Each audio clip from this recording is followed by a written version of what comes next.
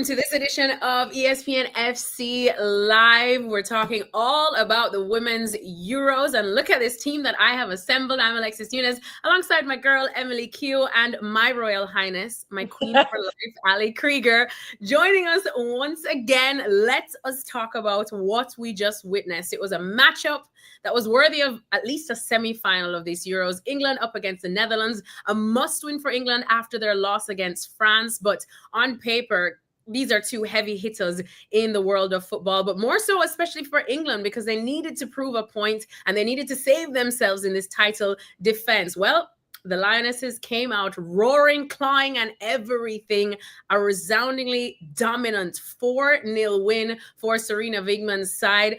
And we're going to get to you because we know that you're out there in Switzerland. But Ali, oh my days, we spoke about this in the last game. We were questioning England. We're questioning Lauren James's involvement. Well, she shut us right up right there, period, with not one but two goals. But overall, this England is the England that we wanted to see against France. They came out from the very first whistle with an intensity that now I'm wondering, where was it against France? Right. And I need to eat my words because I was very wrong the other day after England played France. Yeah, they just didn't have the same urgency as they did today. And luckily they came back because it was high stakes, right? You have to win in order to get to the next round. So now it, spices things up in Group D, which is really exciting. And when Georgia Stanway had said, hey, the team needs to stop talking and return to that proper England, which you just explained, the gritty, the tough tackling, and that strong tradition that they have in the winning ways in the European Championship. So they proved that today. They were all over the place, numbers around the ball, regaining the ball, going forward on transition, finishes. I mean, one of the goals from Alessia Russo was taken back, right? She had 2 assists, Lauren James with 2 goals, Georgia Stanway, and then Ella Toone, coming in for Beth Mead and starting and really having to prove herself in that moment. And she scores a goal, and you could just see the joy on her face. And the way that team performed together was really incredible. And so it's going to now be very exciting in this group, because now Netherlands is a little bit in trouble going up against, France for their third game. Yeah, and not to get anything on Ella Toone, because, Tooney, she's one of our own at Manchester United, but Van Domsler, Daphne, we know you're better than that goal, let's be honest. But I think, that just kind of summed up the Netherlands' day. It just was not their day, and it definitely was England's, and England will punish you when you're not at your best. But you, of course, didn't join us for the first show, but what was some of the chatter like, amongst the British press after that England loss against France going into this one, and what stood out the most for you between the two games? Yeah, I think, obviously, I didn't do the first game. I did the Netherlands-Wales game, which obviously you kind of look at that, then you look at the France-England game, and it's like, okay, you can kind of see like this is going to be really tough. And I think having these early games so early on in the group stage, like these are semi-final, quarter-final sort of games that we're having in a group stage. So it was always going to be really tough. And yet after that first game, it wasn't good. The talk around the team, I think, from fans, from the press, like it was, can England do this? Can England actually get further? It was a really, really poor performance. And I think it was no reigning champion have ever lost the opening game of their next campaign. So it's a really, really poor stat when you're going into that game and going into this game, And I think what we've seen with England before is that when their back's against the wall, when they need a result, they can turn it out. And I think Serena made the right change with Toone coming in and moving Lauren James on that wing. I think it was the one change that I think all of us wanted to see, and I think was the right one. And it was really interesting kind of talking to Georgia Stanway in between the two games, and kind of she was saying, we're sick of talking, we don't want to talk anymore, we want to play, like Ali said. And then kind of talked about how Lucy Bronze got everyone together and said that in the 2015 World Cup, they lost the opening game and went on to have, at the time, their best tournament run they've had. So I think it's really interesting when you kind of look at the history of this team, and it's so reflective. And in that press conference, George has talked about wanting to get back to the real England, the proper England. And I think that was a real England performance. And they didn't look like a team that wanted to lose. And I think that was, I think when you, from that first kind of 10 minutes, they weren't going to lose that game. I think when you look at how they were playing, how much they needed it, I just think Netherlands were caught off guard. I thought they played way too narrow. They left too much space. And I think when you're going to do that against players like Lauren Hemp and Lauren James, it's not going to end very well for you. So I think it was poor from the Netherlands. And yeah, I think, they have a really tough time. I think it's 5 goals they've got to put past France to get through. So it's going to be hard for them. Yeah, and I think, even though we know that Netherlands are some heavy hitters as well, after what we saw from France, especially in that opening game against England, Ali, I think it's going to be a really steep hill for the Netherlands to climb, but we'll talk about them as well. I still want to continue talking about England and specifically about Lauren James, because that's exactly what one of the main topics of discussions were. And we were never doubting that she deserves a spot on this team or should play when she's at her 100% best, which has been the question going into this. And of course, a lot of people, we weren't the only ones questioning if she should start and play that feature role. Well, she did shut us up, but also just talk to me through that first goal, because how it started as well from Hannah Hampton too, it was just absolutely brilliant. Yeah, I mean, this was the key moment in the match, because this is how it all, started and kicked off to build that confidence that England needed, right? They needed to score early and score often, and that's exactly what they did. So just a brilliant ball played, into the wide area where they were finding a lot of success. And then, Lauren James just takes a brilliant touch, just like she does, right? And just puts it in the net, the back of the net, where the goalkeeper had no chance of saving it. I mean, this is what Lauren James has been wanting to do. And Emma had mentioned this, where she was, shifted into the wide area in this match and started out wide and then was able to cut in. And that's where she finds so much success. And I think we heard it in the broadcast as well, where when Lauren James cuts inside, it really disrupts the defense, and they have, a lot of issues trying to, solve that player, because, when you start shifting around and you have those counter movements and the momentum in the front line, it's really difficult as a defender to keep track and communicate. So I think that's exactly what had happened in this situation. And she just takes a great first touch and hits it into the back of the net. It was a beautiful goal, brilliant start for England. And I think that's what actually built confidence. So having those, shifted, key positions from Wigman, who had decided to put her out wide, I think was an excellent choice. Also, I want to, talk about the Alex Greenwood and the Jess Carter switch, right? Greenwood went wide left. And I think that also was, a huge help in the way that they had played and performed today. Getting a little bit more forward into the attack. And then obviously we spoke about this off screen, but allowing James to have a little bit more comfortability and time on the ball, with Bronze being behind her and defending and helping out tremendously on communication in the 1v1. So I think that just was shoring up the midfield and the defense altogether, which allowed a lot of these goals to happen. Yeah, and I'm just kind of echoing all of that. It's not that we felt that Lauren James had a point to prove, because we know exactly that she's 100% that girl when she's ready, when she's 100%. But it's just if she was 100%. But this is a massive statement, not just the first goal, but having 2 goals. And now, is she the Lauren James that we expected, that England need to defend this title, if that's the plan? I think one of the things is, everyone always says, and I think it's true, that you've got to start building this England team around Lauren James. She is the best player, but yeah, against France, the way they were using her is not the best way to use Lauren James.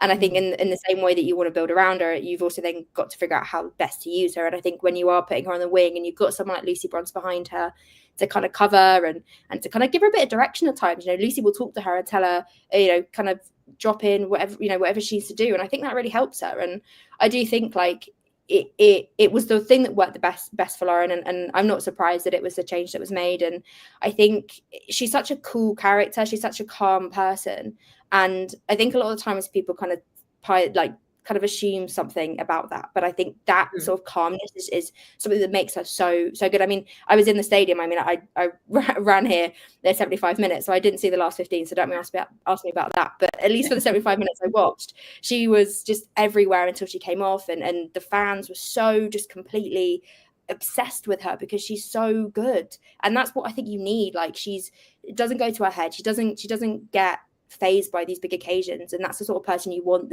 to build a team around. So I think this is a big moment for her, and I don't think she needed confidence per se, but I think she needed assurance and kind of this almost like, okay, cool, this is my role, this is what I'm going to do, and this is where I'm used best. And I think that comfortability would do wonders for her. So I think it was the right choice, and I think if they can continue to use Lauren James in this way, this is an England team that can go really far. She's so key for them.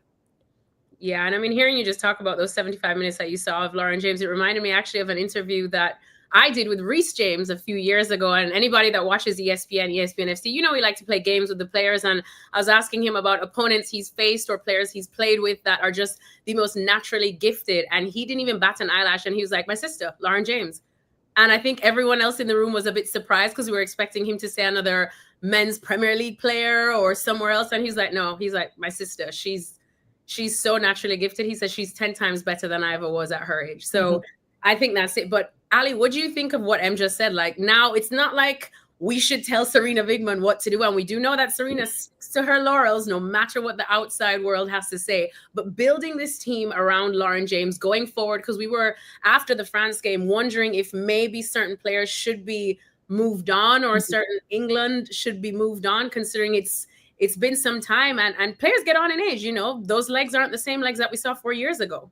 Right. And we can't forget that Lauren James is also kind of making her way back in a return to play process from her injury. So we need to give her a little bit of grace, right? And we all know that she doesn't love defending, but it has to be a part of her game. She wants to stay on the field to an extent. And if not, you have to surround players, you know, you have to surround her with players who are going to defend for her and be able to put her in positions to be successful and make her look good. So that's exactly what happened today. Those little tactical tweaks, I think, were very impressive, even though it was only a couple adjustments and one change in the starting lineup and the personnel. So I think if you can find those right relationships in football and formations and personnel and success and having that game in and game out is building those relationships with each other on the field, and who can, you know, have the best relationships between players who are next to you, behind you, in front of you. And I think that is key. And this is what happened today. Just a little bit of tweaks here and there, and they really found their,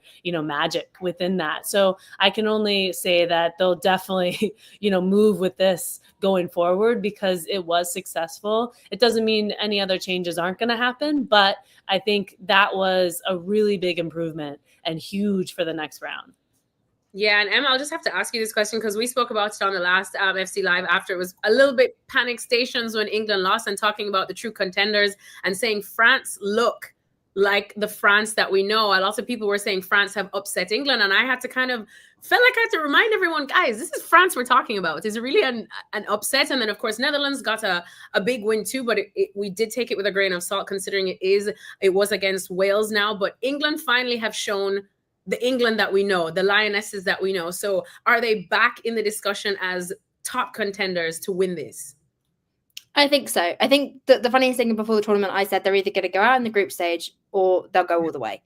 And I do think like they just needed something to click. And you know, if they have a performance like that, you know, in the last group stage game, in the quarterfinal, you know, depending on where they finish, they could face Sweden, they could face Germany, they could face Spain in the quarterfinal. So not quarters, but between the quarterfinals and the semi-finals. So it's not going to be easy for them, but they look like a team that want to win it now. And I think it's so easy kind of in football to kind of be like, oh, they, you know, could they even get out the groups? And now we're like, oh, they could go all the way. So I think it's really easy to kind of pick on one performance and be like, cool, you know, and make a decision on that. I think the turnaround, I think for me is what I'm looking at and going, do you know what? I actually think they are quite a contender for this now, because it's that difference in attitude in the way they were. And after that game, like even in the mix zone, in the press conferences with the media, you could tell that they were just fed up and wanted to play the next game. They wanted to get it over and done with. And I think that almost kind of ability to so quickly be like, we know what we did wrong, we know what we're going to change, and we just want to do it now, I think in tournament football is so key. So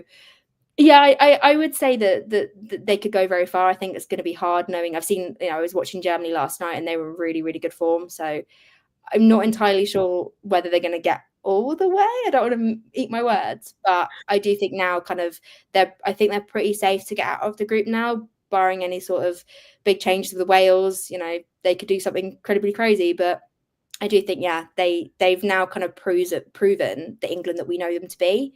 And I think that's the key to kind of get them to go forwards is I guess proving it to themselves as well as to everyone else.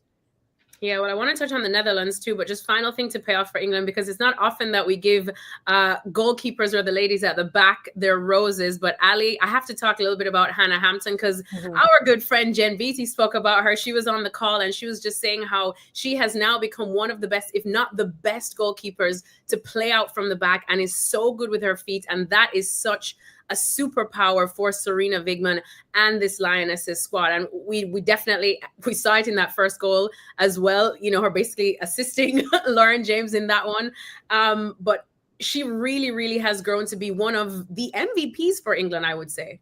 Yeah, I can agree with you on that because, you know, everybody knows she's a really good goalkeeper, right? But then playing at this level and playing every game and being that consistency that they need in that, you know, spine of the team and the strength of the team from the back, especially having to communicate. You see the entire field, your vision, and the way you control the game has to be on point. And coming from a younger goalkeeper, you know, with Mary Earps now moving on and retired, you know, there was a big question mark to see how she would step into this role. And I think, you know, Hannah has done an amazing job. Obviously, the first game was a bit tough, but coming back and knowing and having that understanding that the game is changing into a modern game and you have to be comfortable on the ball as a goalkeeper. You are the 11th player and technically first, but you are considered a player on the field and you have to have that same support and that same mentality as if you could have great technical ability and to be able to distribute the way that you control the game is hugely important. So building out of the back is key. And if you can't do that, then you can't play at this level. And that is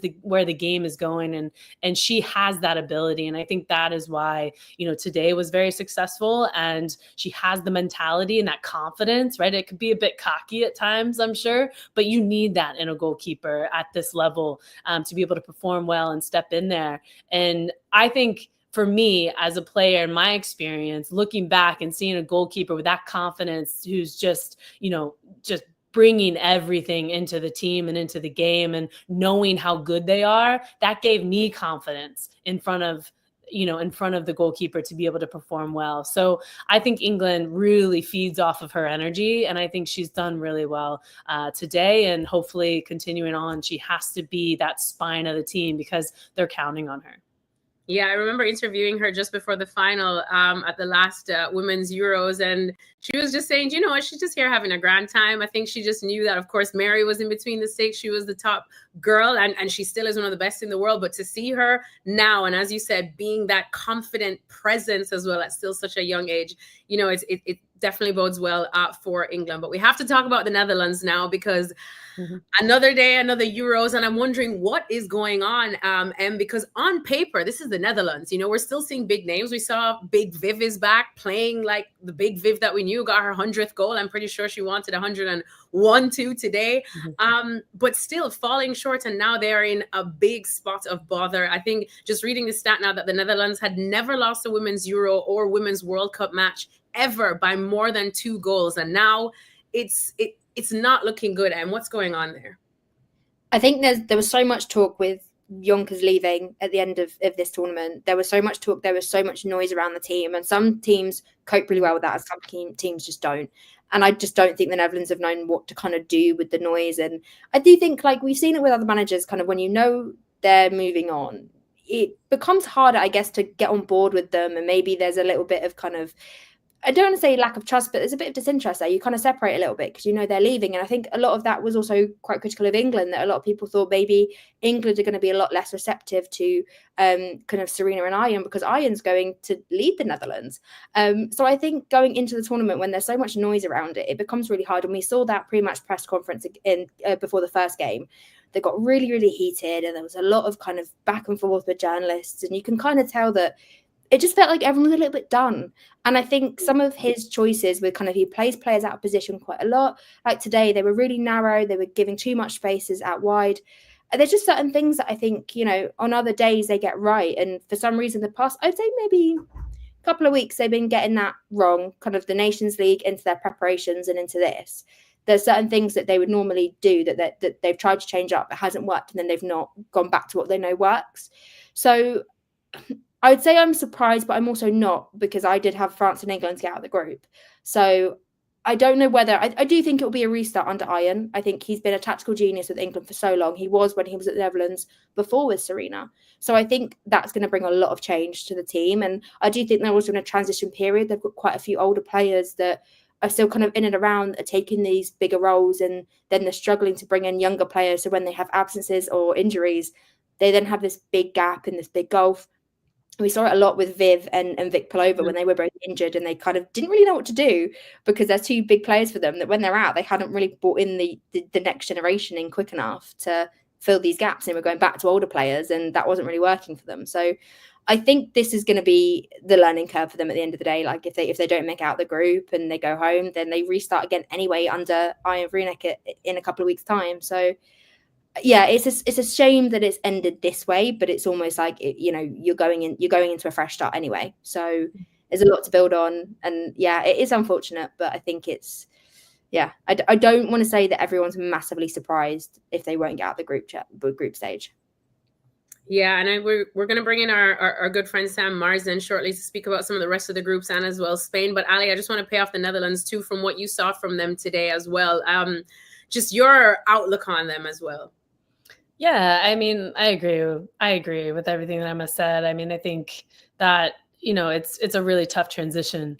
And I think that they are kind of in this like balance mode of, okay, when do we let the experienced players go and when do we kind of allow the new blood in? And I think that they maybe didn't get it quite right recently because, before the tournament is when you need to start prepping for that. And I think, it is good to have leadership and experienced players, right, to help those younger players along. We've talked about it multiple times, changing of the guard, right? You have to do it in the most professional way and in a way where, you're not going to lose any success throughout that period. But it is really difficult. And I can see that maybe the talk outside of camp has really affected that bubble, and they've allowed that to kind of come in. And today just wasn't their day. They played a much better game against Wales. Obviously, the opponent wasn't as good as England came out and performed. But here we are, and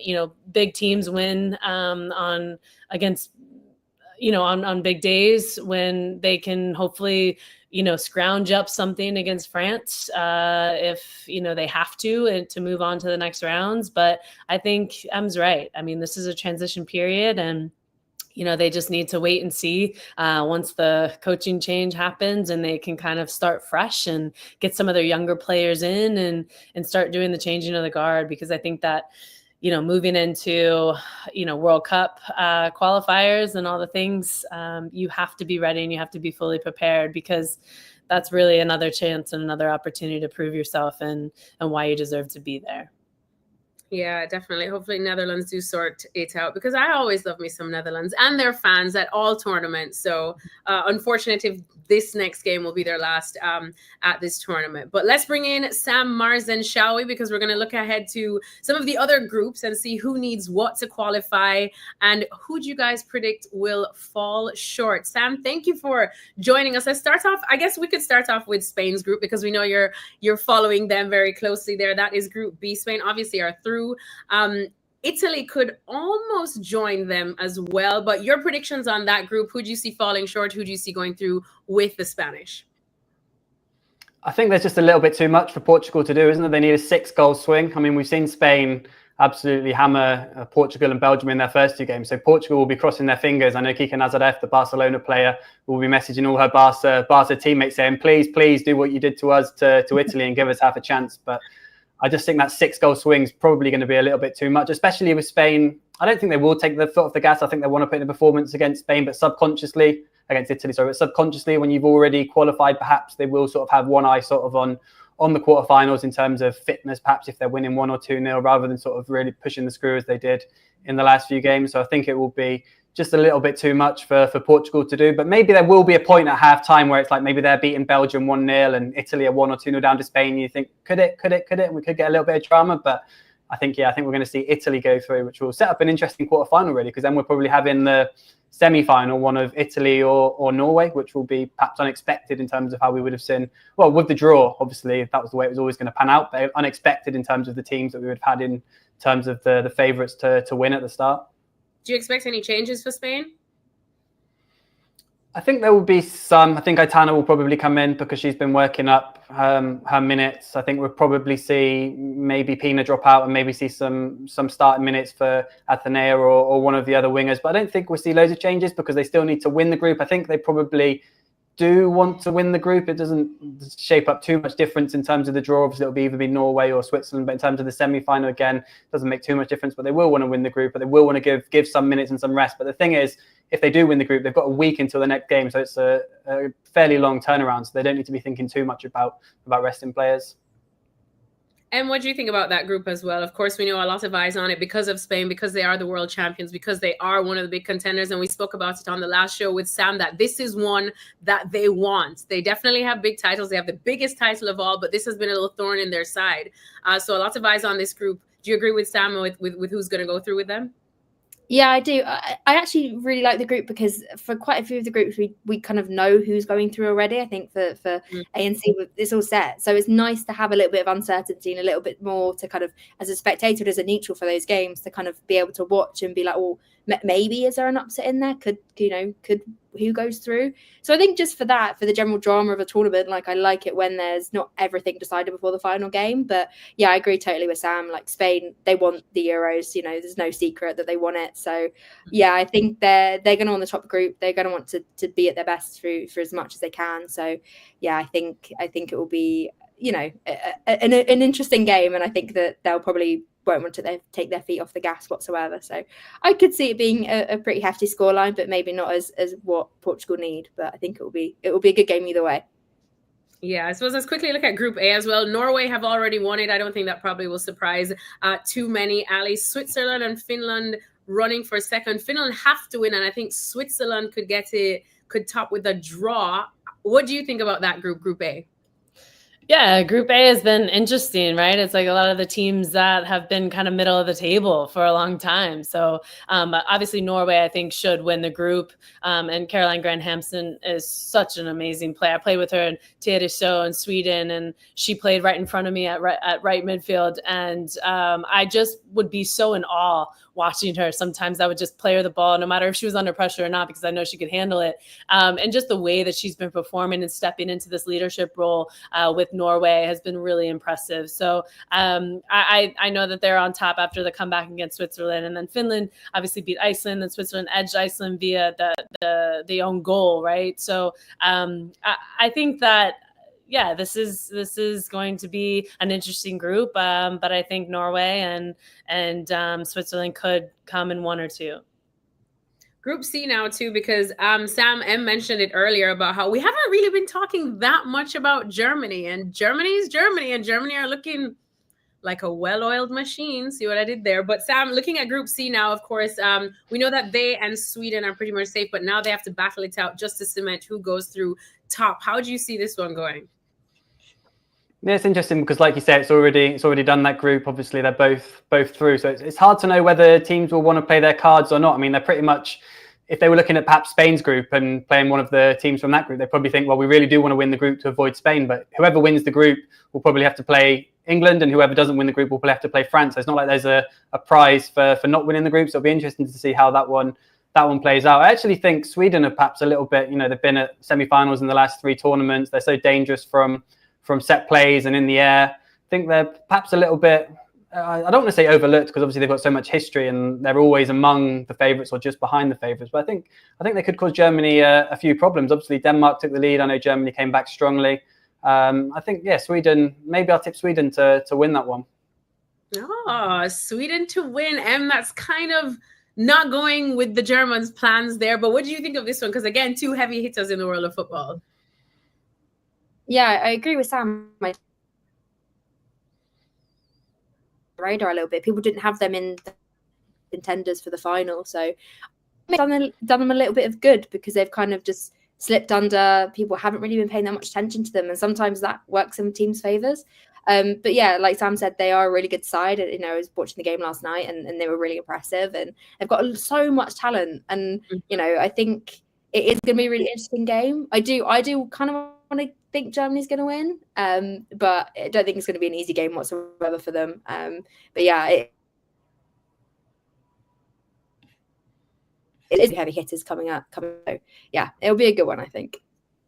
Yeah, it definitely will be a good one. And Ali, just to put a final bow on it, who you have, Sweden or Germany to top this group? I think I have Germany.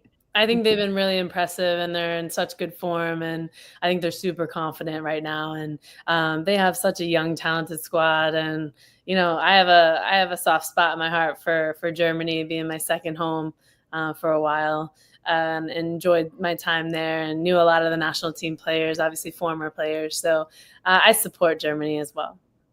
All righty then. Okay. Well, thank you guys so much for hanging out with me. Keep me up to date. I have a little matter of PSG versus Real Madrid in the Club World Cup to go and attend to. But that was a great chat. We're going to let you guys go, of course, and we're going to continue covering the Women's Euro because, as we said, some very heavy hitters left in this, and they've got some business to do. So catch us next time on another edition of ESPN FC Live.